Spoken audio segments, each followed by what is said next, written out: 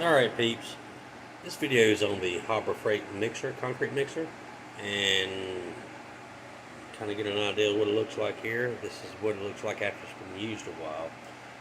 I think this is a fair and honest review on here. Uh, this concrete mixer has pretty well been through it. Right now we're sitting at 490 bags. That's 80-pound bags that we done ran through this machine. Water as well. You're talking 490 at 80 pounds. You're looking at a little over 33,000 pounds going through this machine. We have had a couple of issues here and there with it, and mostly my issues more than their issue. If you don't get the mix right in it, you run into a few problems. Basically like having a wash machine that's kind of off balance. The paint is starting to wear out on the inside of it. Of course, we put a lot through it. See here, getting real faded. And when it fades, it also causes the concrete to stick to the inside of the machine during certain like low percentage humidity air times or when you're trying to mix. The biggest thing that we done to the mixer is add in like your red Loctite on your screws and stuff. It needed it. It shakes pretty bad, especially if you're learning just like I am, and I'm still learning. I'll always be learning. All the bolts, we Loctited them with red Loctite, and they still would shake loose. You get a dry batch inside of there, and you'll learn real quick on how much it will actually jump up and move around by itself. One of the other issues I didn't care for too much with it, but I did fix the switch here on the side. I put a seal around it here to keep any water from getting inside of there. This area here is not exactly watertight, but water doesn't seem to get down in there very much. We did run into the issue with a power issue with it. 303 bags. It seemed like it wanted to draw more power. This is actually my fault, not their fault. Machine pulls a pretty good bit of power, believe it or not.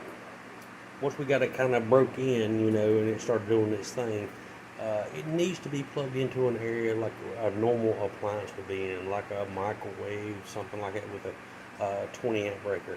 You don't want to just stick it to just a simple little drop cord and plug it into the wall somewhere. You'll starve the machine. And when you do start starving the machine, she actually starts slowing down, and she almost come to a stop on us one time. And I thought the machine was about to go out and ready to go buy another one. So no, hang on, let me start swapping some stuff around. And guess what? Picked right up. Just a power issue.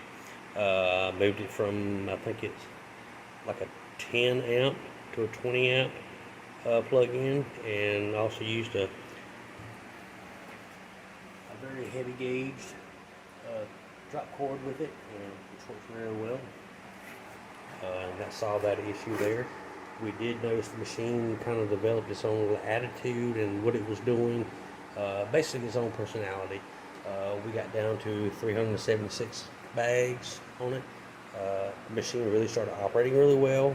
Made a lot of creaky noises and things like that.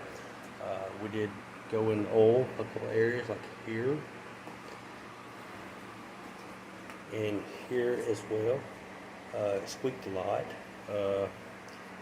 The piece here they updated from the previous ones here. This takes a 14 millimeter. You don't want to tighten it completely down. If you do, it won't move very well. And if you don't tighten it down enough, it won't lock down into the piece there. It's supposed to lock down. As you can see, you can clearly see how much it moves, because this thing rocks around a lot. It's built enough for a new person like me or somebody like you that might be just starting out. But the only other thing that we've done to the machine, or I did rather, flip it up,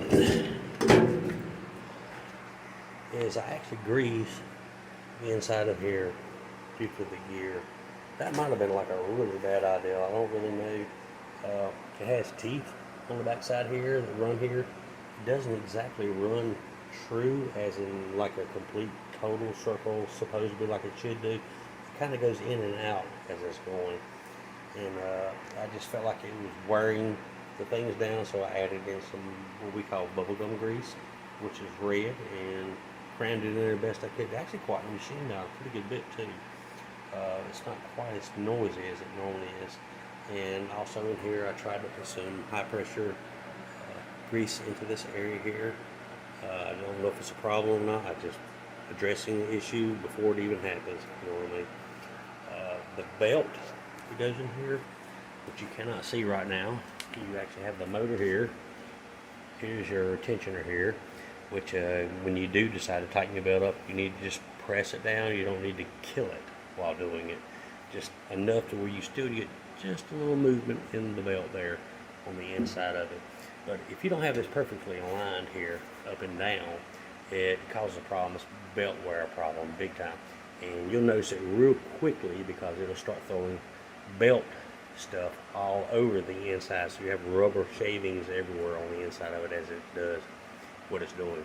So when you take it off and service it, or just take a look at it to readjust the belt, you'll notice it. If it's throwing off a lot, you need to line it up the best way you can. So this is basically about all I really got to say about the machine. It has really held up so far, and I've really been trying to kill this thing, but I'm also trying to keep it alive as well.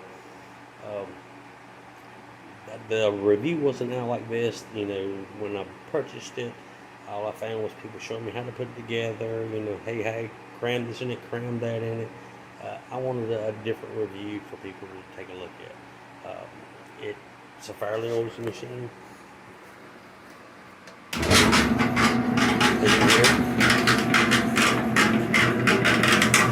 See the teeth, how they ride in and out.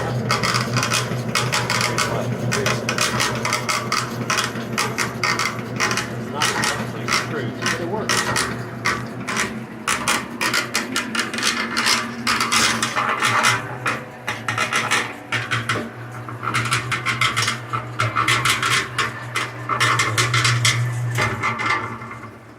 This is what your blades are supposed to look like too. I noticed this too. Nobody really showed you very much on how to put this together when you're putting one together. You hadn't really no clue on how the blade actually was tied to this side and what it's supposed to look like while it's in the machine. This is what it's supposed to look like. So I want to cover that as well. As you can see, it's just really wearing the paint off down in there, and quite a few other areas inside of it, and there's concrete still in it. I try to keep it somewhat clean. When you get done, you're done. Nobody really cares what it looks like. Just push it back in the shop and good luck with it, you know. But this is a decent review, I thought, and a fair review. That's what she looks like, and it's helped you out at all, and you're planning on buying one or purchasing one, or you may be having trouble with one, you know, hey, maybe the video might have helped you. So good luck with what you got, and I will be releasing a few more videos on this, on how I actually use this mixing, you know, as far as how I mix, what I mix, and why I mix it the way I do. Have a good night.